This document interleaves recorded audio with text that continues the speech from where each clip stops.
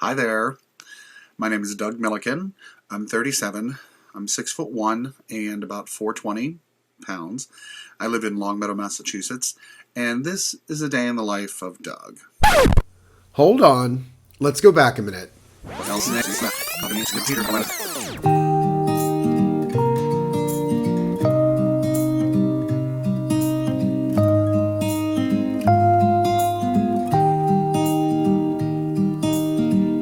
This is me. I grew up in a small town in northeastern Ohio. I was always the biggest person I knew, and everyone just sort of knew me as the fat kid. When I was in 4th grade, about 10 years old, I was in Weight Watchers. At that time, I weighed 160 pounds. Within 4 years, my weight would double, and at age 14, I weighed 335 pounds. By the time I was in high school, I was pretty used to being bullied and teased by just about anybody. It was around that time that I figured out that since I was so big, I'd never be able to hide, and I just decided to live in the limelight. I got involved with as many things as I could: the marching band, high school theater department, student council, school newspaper. I was even senior class president. I couldn't get enough. Throughout college, I tried every single diet I could get my hands on. The low-fat diet, low-carb diet, Mediterranean diet, Slim Fast, the Subway diet, the Atkins diet. I lost so much weight on Atkins, it also gave me gout. Too much protein can be a bad thing. A big part of me thought that I'd always be big and that my life would never change, so I tried to make the best of it. The worst day of my life came unexpectedly. My music ensemble was doing a small tour, and we were set to play concerts in California, Arizona, and Texas. I'd been in Los Angeles rehearsing for a week, and we were at LAX ready to board a flight to San Francisco. I was in line to board the plane, and a gate agent pulled me out of the line and told me I'd need to buy a second ticket in order to fly, because I wouldn't fit in the seat without a seatbelt extender. I'd been flying for years with other airlines, and this had never happened to me. The flight was nearly empty, but this was their policy.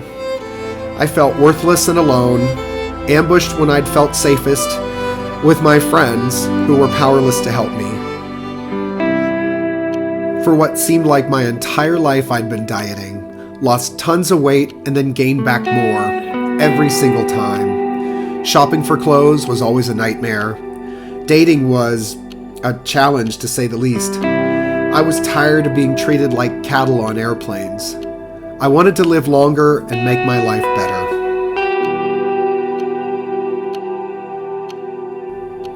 I was living in Western Massachusetts and saw an open casting call for The Biggest Loser. It was a competition reality show that lasted for over 17 seasons. Whoever could lose the highest percentage of weight relative to their initial weight wins the show and a dump truck of money. I thought, this is my chance. So I made a video and auditioned. 4, working. 5, 6, 7. Now give me a right. Now listen to what I say. Here we go. Step, kick, touch your toe. Let's go. Step, kick, touch your toe. On your toe.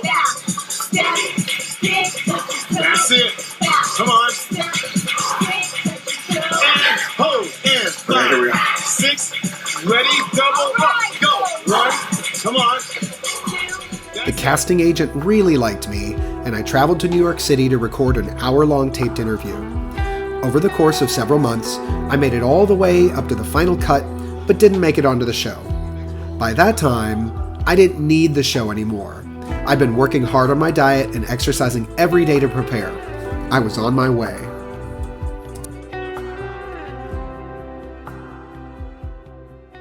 About 2 years later, I had lost nearly 100 pounds and decided to move to Los Angeles. I needed a fresh start, and so I packed up my car and drove from Massachusetts to California. If it didn't fit in my car, it didn't fit in my life. The trip took about a week, and it might have been the most peaceful time I'd had in years.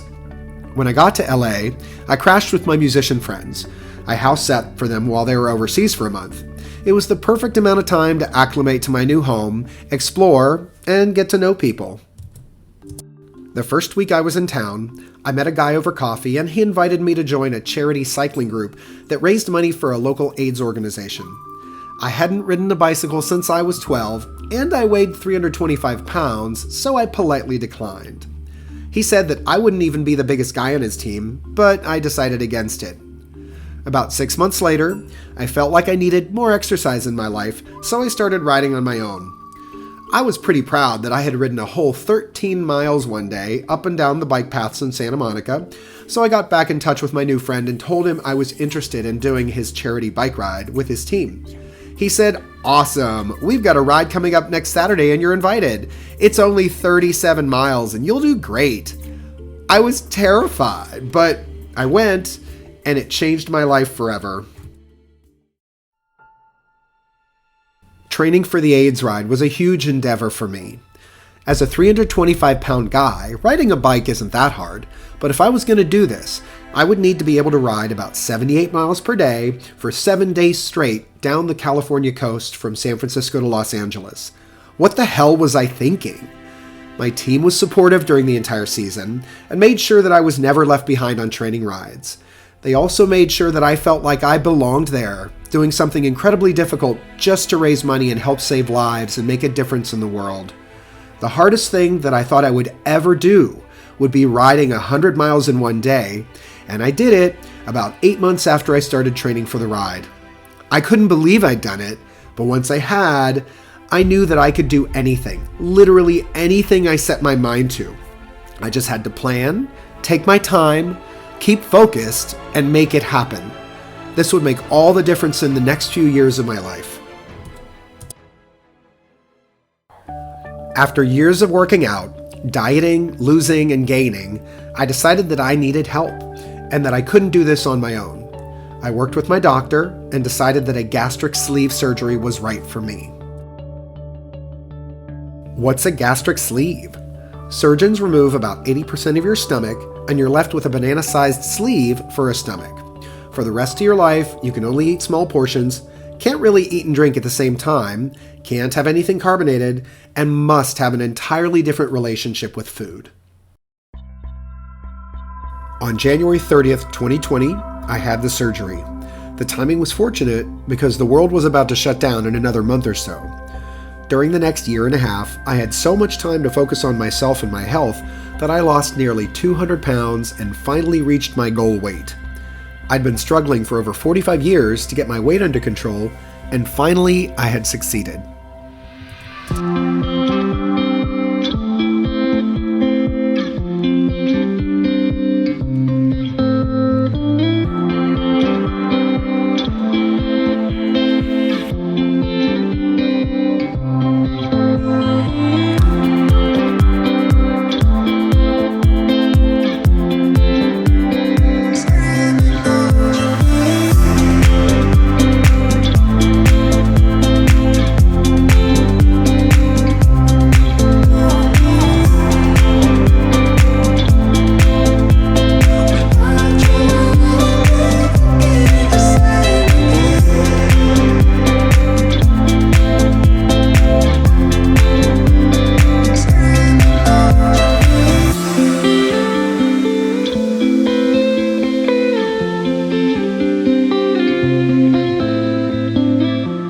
The last year and a half has been a whirlwind of change and emotion. Moving through the world as a skinny person still feels new and sometimes scary. The thing that's most disconcerting is the feeling of being invisible. My entire life, people stared at me when I'd walk anywhere in public. When I was with friends, I'd often forget about it. But when I was alone, I always felt eyes on me. It's taken a lot of work to try to let go of the armor that protected me my whole life. I've embraced my new body as a work in progress. But as a result of the massive weight loss, I've had a great deal of excess skin. It will never just shrink, never go back into place. It must be removed.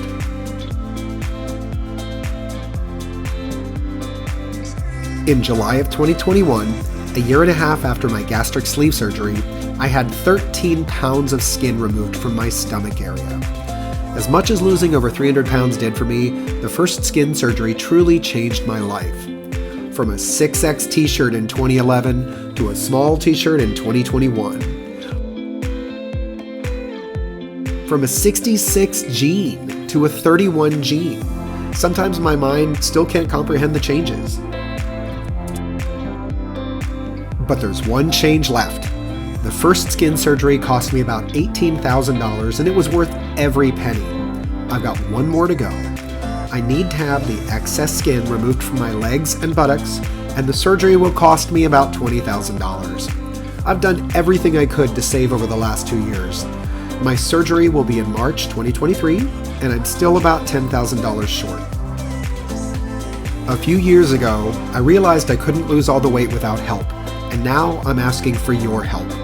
Help me finish what I started and finally lose the last reminder of those 520 pounds I lived with for so long.